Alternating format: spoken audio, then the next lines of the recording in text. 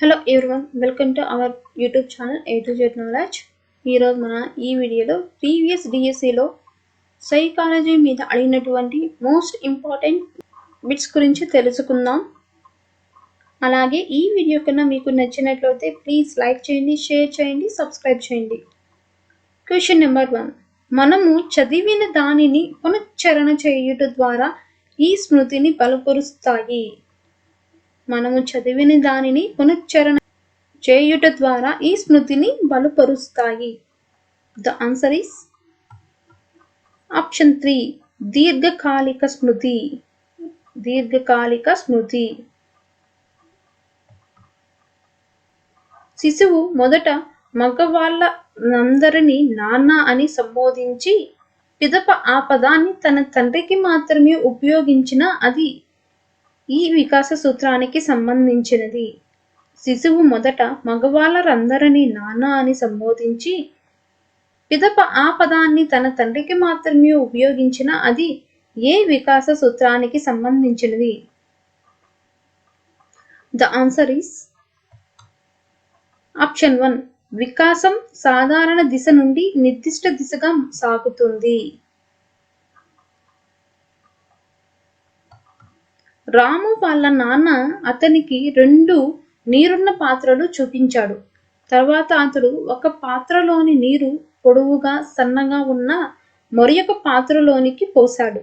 అప్పుడు పొడవుగా ఉన్న పాత్ర మొదటగా నీటితో ఉన్న పాత్ర సమాన పరిమాణం గల నీరు కలిగి ఉన్నాయని రాము అంగీకరించాడు.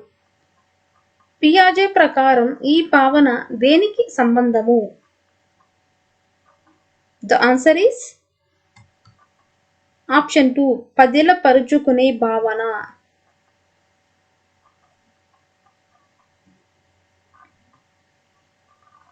గోపాల్కు చెక్క పనులు చేయడంలో మంచి నైపుణ్యము ఉన్నది. కానీ ఎలక్ట్రిక్ పని చేయవలసి వచ్చినప్పుడు అతని కార్పెంటరీ నైపుణ్యం ఏ విధముగా ఉపయోగపడలేదు. దీనిలో ఇమిడి ఉన్న అభ్యసన బదలాయింపు ఏది? The answer is ఆప్షన్ 1, శూన్య బదలాయింపు. శూన్య బదలాయింపు. కింది వాటిలో ఒకటి శాబ్దిక మరియు నిష్పాదన పరీక్షలకు చెందినది. ఒకటి శాబ్దిక మరియు నిష్పాదన పరీక్షలకు చెందినది. The answer is option 2, Wechsler Bellevue ప్రజ్ఞా స్కేలు.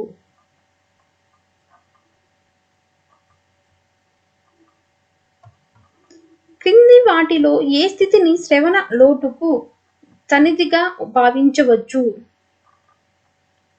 క్రింది వాటిలో ఏ స్థితిని శ్రవణ లోటుకు తగినదిగా భావించవచ్చు?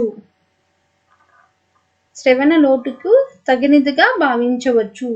ద ఆన్సర్ ఈస్ ఆప్షన్ 2,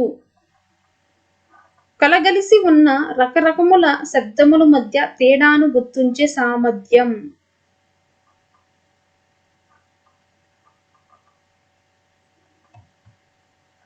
50 నుండి 70 dBల డిగ్రీల శ్రవణ నష్టాన్ని ఏ విధంగా వర్గీకరించవచ్చు? 56 నుంచి 70 dBల డిగ్రీల శ్రవణ నష్టాన్ని ఏ విధంగా వర్గీకరించవచ్చు? ద ఆన్సర్ ఈస్ ఆప్షన్ 4, మితం నుంచి కొంత తీవ్ర శ్రవణ నష్టం. మితం నుంచి కొంత తీవ్ర శ్రవణ నష్టం. మాట్లాడడం, సంభాషించడం వచ్చిన తరువాత ఏర్పడే వినికిడి లోపాన్ని ఏమంటారు? మాట్లాడటం, సంభాషించడం వచ్చిన తర్వాత ఏర్పడే వినికిడి లోపాన్ని ఏమంటారు? The answer is option 1, acquired hearing loss. Acquired hearing loss. Priya 5వ తరగతి చదువుతున్న 10 సంవత్సరాల వయసు గల బాలిక. ఆమె టీచరు ప్రశ్నలు అడిగినప్పుడు పదములను సాగదీస్తూ మరియు కొన్ని అక్షరములు నొక్కుతూ కొన్ని పదములు మరలా ఉచ్చరిస్తూ సమాధానములు చెబుతుంది. ఆమెకు గల లోపము ఏమిటి? ద ఆన్సర్ ఈస్ ఆప్షన్ 2, నత్తి.